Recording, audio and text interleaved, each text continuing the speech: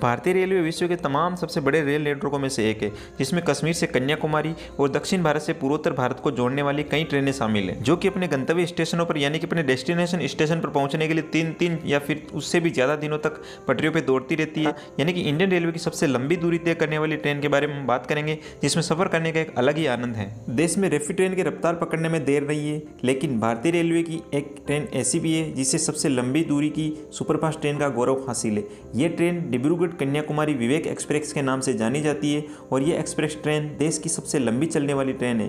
तो हम यहाँ आपको इसकी खासियतों के बारे में बताने जा रहे हैं। भारतीय रेलवे नेटवर्क पर एक्सप्रेस ट्रेनों के 4 सेट में से एक ट्रेन विवेक एक्सप्रेस है। इन ट्रेनों को स्वामी विवेकानंद की 150वीं जयंती के मौके पर शुरू किया गया था।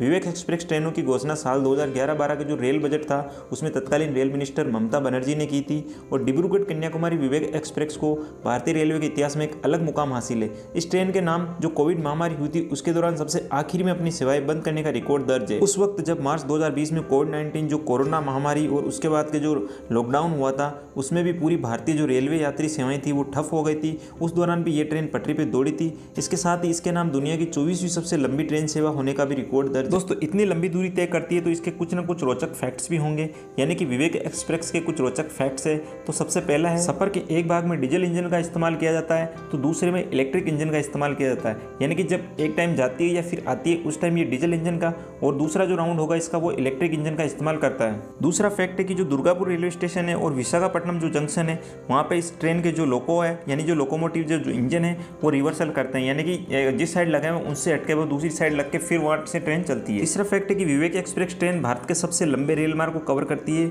और 8 भारतीय राज्यों तमिलनाडु, केरल, आंध्र प्रदेश, ओडिशा, बिहार, पश्चिम बंगाल और असम से होकर गुजरती है और ये 52 किलोमीटर प्रति घंटे की एवरेज स्पीड से अपना जो सफर है वो तय करती है। भारतीय रेलवे की विवेक एक्सप्रेस सीरीज के तहत आने वाली डिब्रूगढ़ कन्याकुमारी विवेक एक्सप्रेस जो भारत के उत्तरी पूर्वी राज्य है असम, उसके डिब्रूगढ़ स्टेशन से ये रवाना होती है और देश के दक्षिणी छोर जो तमिलनाडु का कन्याकुमारी स्टेशन है वहाँ तक ये ट्रेन चलती है। इस ट्रेन के द्वारा 74 आवर्स और 35 मिनट में लगभग 4200 किलोमीटर की दूरी यानी कि 4200 किलोमीटर की दूरी है वो तय की जाती है और भारत के 8 राज्यों से ये गुजरती है। मौजूदा वक्त में ये ट्रेन दूरी और समय के हिसाब से भारत में सबसे लंबे रेलवे ट्रैक पर दौड़ने वाली ट्रेन है। दोस्तों डिब्रूगढ़ कन्याकुमारी विवेक एक्सप्रेस है ट्रेन नंबर 15906 डिब्रूगढ़ से रवाना होती है और कन्याकुमारी पहुंचती है, जबकि वापसी में ये 15905 नंबर से कन्याकुमारी से रवाना होती है और डिब्रूगढ़ पहुंचती है। टोटल इस दौरान ये 5 दिन का समय लेती है, यानी 5 दिन के बाद अपने डेस्टिनेशन पे पहुंचती है और इसके जो टोटल स्टॉपेज है वो 58 स्टॉपेज है।